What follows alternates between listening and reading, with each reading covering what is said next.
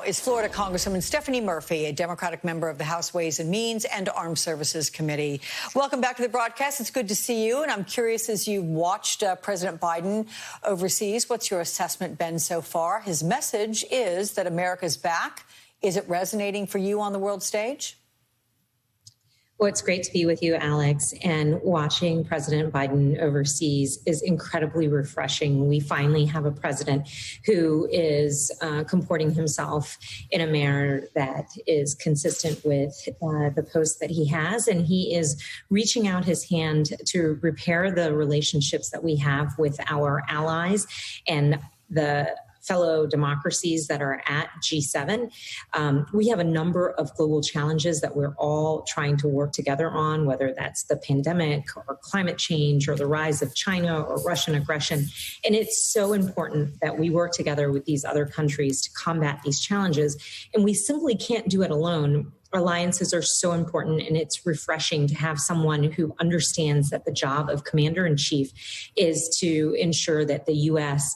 has a place on the world stage and is working hard right now to repair these alliances so that we can push back against these adversaries and hold them accountable, as well as work towards a brighter future. And in terms of reparation, there a pretty stunning new Pew Research study that's just come out. It was conducted between March and May, and it shows the U.S.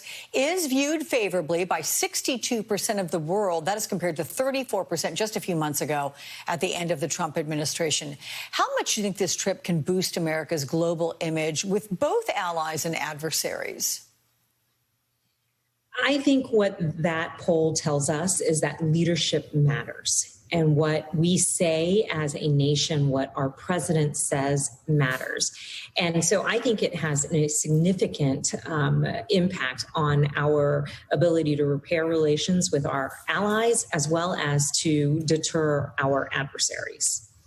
Okay, we've been gearing up for what's going to happen this next week as the president will be ending his trip with the summit with Russian President Vladimir Putin. And in an exclusive interview with NBC News, Putin discussed the current U.S.-Russia relations while comparing Trump to Biden, ahead of Wednesday's meeting in Geneva. Take a listen to this.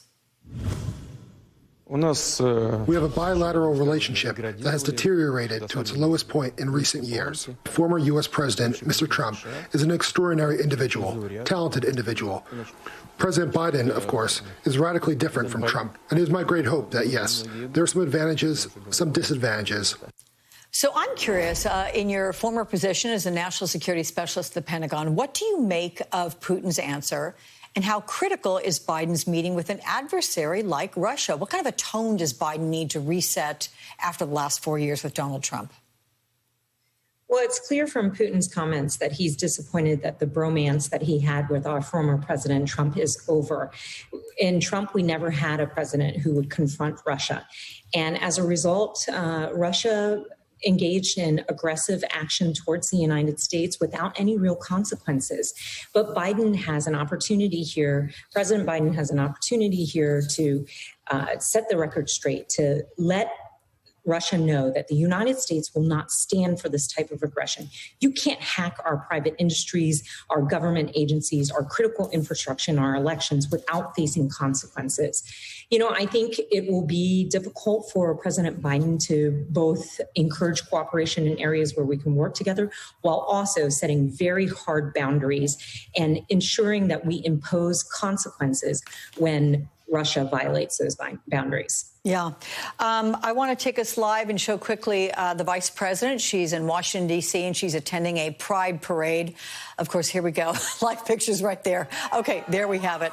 So in keeping with that, we should take note that today, a very somber day, 5 years ago, Orlando's Pulse nightclub massacre took the lives of 49 people.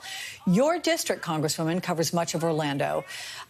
Before I get your answer to how you are reflecting on this tragic anniversary, let's take a quick listen to Kamala Harris, our vice president. That our transgender community and our youth are all protected. We need still protections around employment and housing. There is so much more work to do.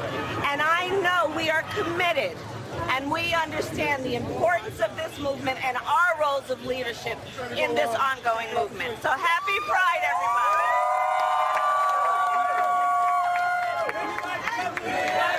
sure we hold our six. Hold the crowd there. Wave on this side, and then you can hop in the Hold.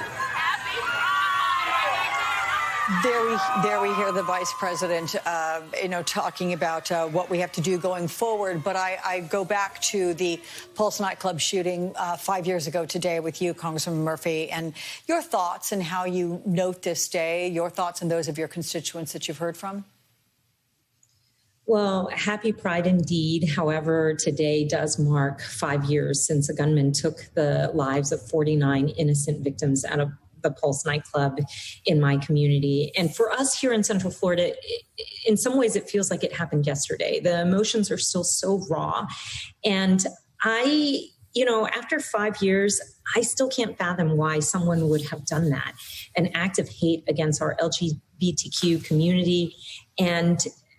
But to be honest, I have an even harder time understanding why some politicians have refused to take the most basic steps to preventing the next shooting.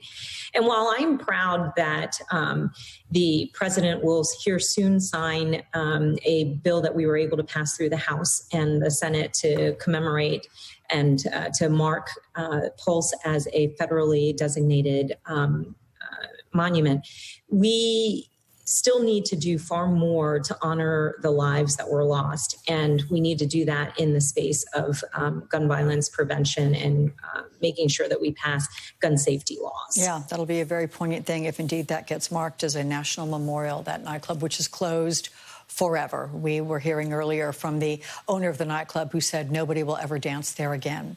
Congresswoman Stephanie Murphy.